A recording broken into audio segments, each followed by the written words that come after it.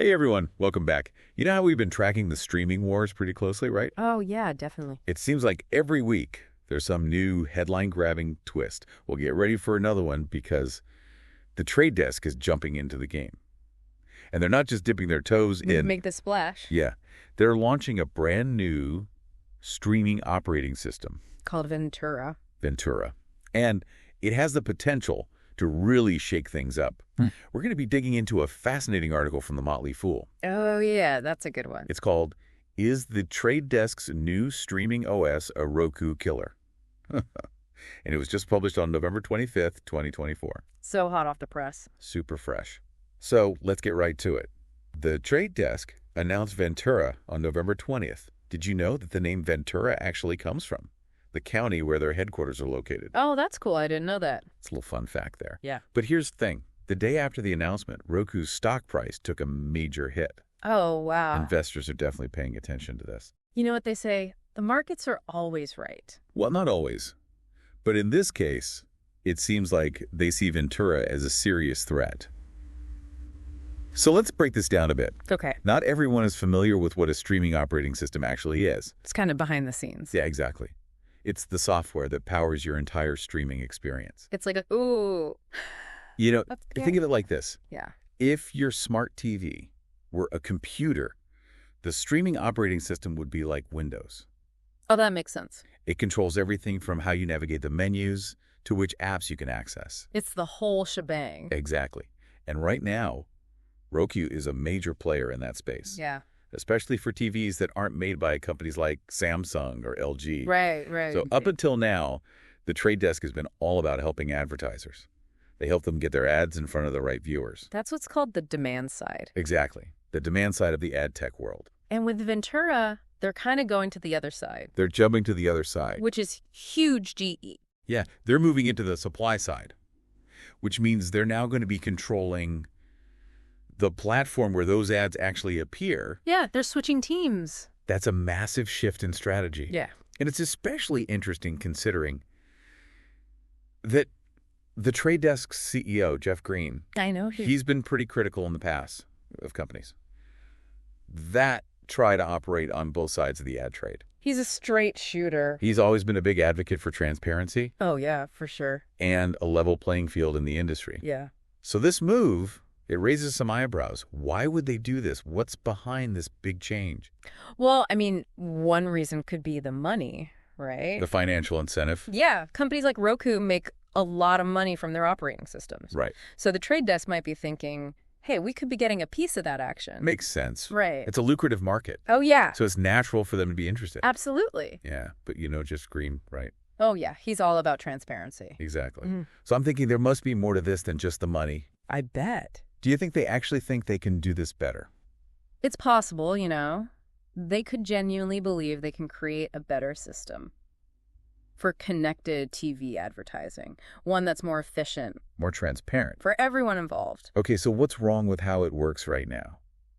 Well, the current ad tech supply chain, it's kind of a mess. A mess how? Well, there are often multiple intermediaries between the advertiser and the viewer, Oh, I see. and each one takes a cut along the way. So that drives up the cost. Yeah, and it makes it hard to track where those ads are actually ending up. So is that what Ventura is trying to fix? Yeah, they want to simplify things, Streamline it. make it cleaner. And that would be good for everyone. Well, at least for advertisers and viewers. How so? Well, for advertisers, it means more control over their ad spending. Oh, yeah. Makes sense. And it can also mean lower costs. Which is always good. And then for viewers, it could lead to a less intrusive ad experience. Less annoying. Yeah, and more relevant ads, too. Ads you actually care about. Stack check. Now, what about this UID2 technology? Oh, yeah, that's interesting. Sounds pretty techy. It is, but it's a key part of their commitment to privacy. Okay, break it down for me. So you know how those annoying third-party cookies track you all over the internet? Oh, yeah, they're the worst. Well, UID2 is supposed to replace those. Oh, interesting. Yeah, instead of relying on cookies, which can be used to, build really detailed profiles of individual users. Right. UID2 just gives each user an anonymized ID, Okay. and they can still use that ID for targeted advertising. So you still get relevant ads. Exactly, but it doesn't reveal your personal information. So it's like a win-win. Yeah, more privacy for users. And advertisers can still target their ads effectively. So we've talked about money and about making the industry better. Right. Are there any other reasons why the trade desk might be doing this? Well, there's one more thing to consider. Okay. And it has to do with the power dynamics in the tech world. Ooh, juicy. Right. So the trade desk could be trying to push back against the big guys. You mean like Amazon and Apple? Yeah, those guys. The Magnificent Seven? Exactly. You know, they own both streaming platforms and the content itself. Right. And that gives them a huge advantage in advertising. It's true. Jeff Green has said that. He's concerned they'll just prioritize their own content and channels. Which would squeeze out everyone else. Exactly, and limit consumer choice. Okay, so the trade desk is like the underdog here. In a way, yeah. Trying to fight for the little guy. Maybe they are. They're trying to make streaming more open and competitive. So there's a chance that Ventura could actually empower smaller content creators. And give advertisers a real alternative to those platforms. Wow, it really is like David versus Goliath. Kind of, yeah. Okay, but what about Roku? They're the big player in the OS market right now. Right, for TVs made by other companies anyway. What are they thinking about all of this? I think they should be worried. Their business model is pretty similar to Ventura. In what way? Well, they both focus on providing the operating system. But not the content. Exactly. And they both rely on partnerships with TV manufacturers to get their platform out there. Right, right. So how could Ventura actually disrupt Roku? Well, the trade desk has said that. They're not really focused on making money from the operating system itself. Right, I remember that quote. So they could easily undercut Roku on pricing. Because they don't need to make a profit there. Exactly. And what else should Roku be worried about? Partnerships. Oh, yeah. Ventura could offer TV makers better deals. Like better revenue sharing.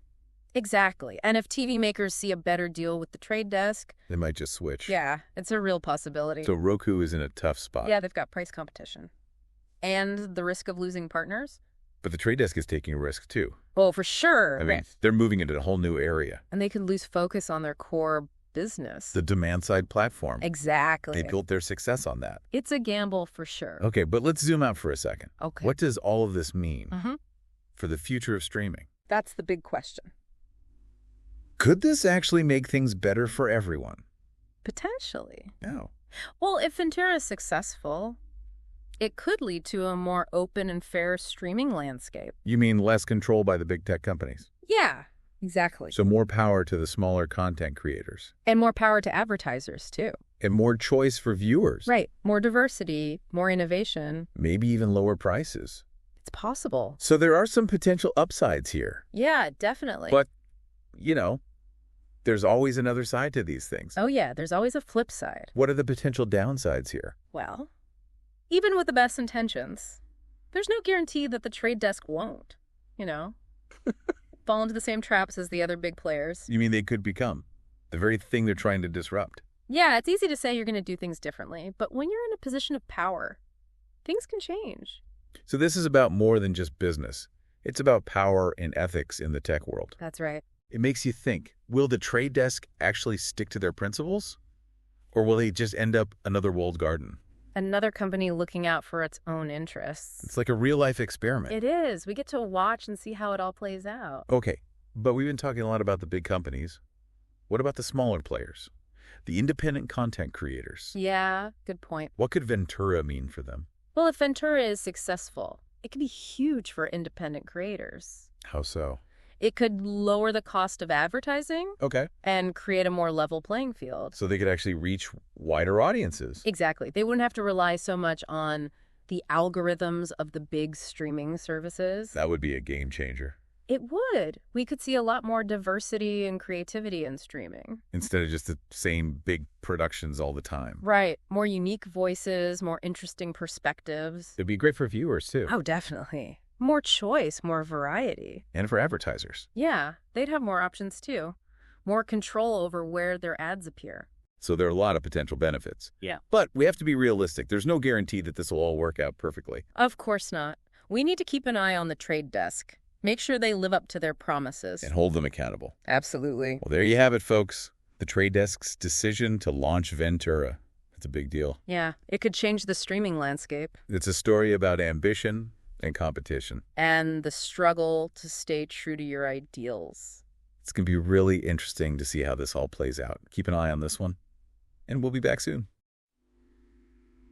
With more deep dives into the ever-changing world of tech and media. Thanks for listening.